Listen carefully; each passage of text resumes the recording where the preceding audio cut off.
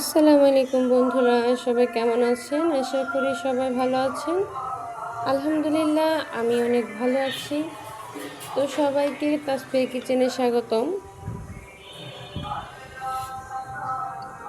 তো আমি আজকে মজাদার একটা ভর্তা রেসিপি করব। আমি টমেটো ভর্তা বানাবো, পাকা টমেটো ভর্তা বানাবো। এটা খেতে খুবই খুবই মজা বন্ধুরা। আপনারা কে কে খেয়েছেন অবশ্যই আমাকে কমেন্ট বক্সে জানাবেন। আমার তো খেতে খুবই মজা লাগে এই ভর্তাটা। ঝাল ঝাল করে টমেটো ভর্তাটা খেতে অনেক মজা। গরম ভাত হলে তো অনেক মজা লাগে ভাত দিয়ে খেতে। আর অবশ্যই এরকম একটা ভর্তা হলে তো ভাত বেশি রান্না করতে হবে। তো আমি প্রথমেই চুলাতে কড়াই দিয়ে নিয়েছি। কড়াইতে আমি তেল গরম করতে দিলাম। তেলটা গরম হয়ে আসছে। তো আমি এখন শুকনা মরিচ ভেজে নেব। ভর্তাটা আমি শুকনা মরিচ দিয়ে বানাবো।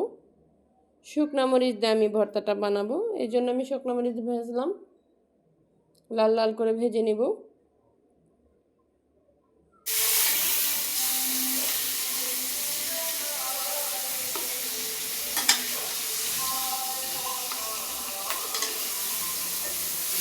তো মরিচটা আমার ভাজা হয়ে গেছে। দেখুন বন্ধুরা, আমি লাল করে ভর্তাটা বানাবো, তো আমি এই জন্য মরিচটা আমি হালকা ভাজা দিচ্ছি। তো আমার টমেটোটা ভাজা হয়ে গেছে, আমি লাল করে টমেটোটা ভেজে নিয়েছি। তো এখন আমি কড়াইতে একটু তেল দিয়ে নিলাম, আর একটু তেল দিয়ে আমি এইখানে পেঁয়াজগুলো ভেজে নিলাম। ভেজে নেব আমি পেঁয়াজগুলো। পেঁয়াজটা আমার ভাজা হয়ে গেছে।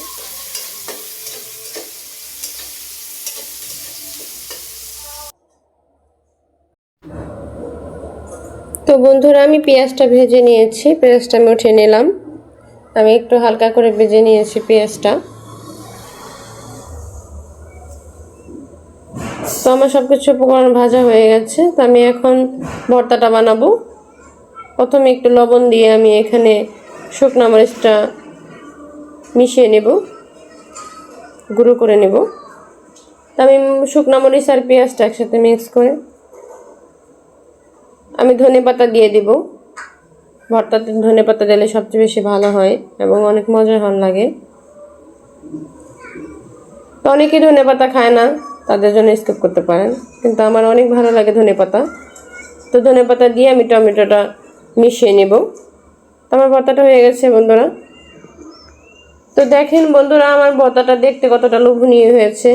এটা দেখতে যতটা লোভনীয় হয়েছে, এটা খেতে ভীষণ মজা হয়েছে। এই রকম একটা ভর্তা হলো তো প্লেটে ভাত কই দিয়ে ফুরিয়ে যাবে, আসলে কেউ বুঝতেই পারবেন না। তো বন্ধুরা, সবাইকে অসংখ্য ধন্যবাদ এতক্ষণ আমার ভিডিওটা দেখার জন্য। তো আমার মতো কে কীরকম টমেটো ভর্তা খেতে পছন্দ করেন কমেন্টে জানাবেন। ভালো লাগলে লাইক কমেন্ট শেয়ার করবেন, চ্যানেলটি সাবস্ক্রাইব করে পাশে থাকবেন। তো এই পর্যন্ত সবাই ভালো থাকবেন। ধন্যবাদ সবাইকে। আবার দেখা হবে পরবর্তী কোনো ভিডিও নিয়ে। আসসালামু আলাইকুম, সবাই ভালো থাকেন।